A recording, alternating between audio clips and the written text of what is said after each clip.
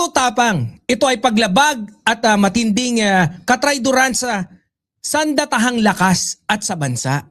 Kami ay mga sundalo. Hindi kami politiko. Hindi kami influencer. Hindi kami naghahanap ng palakpak sa social media.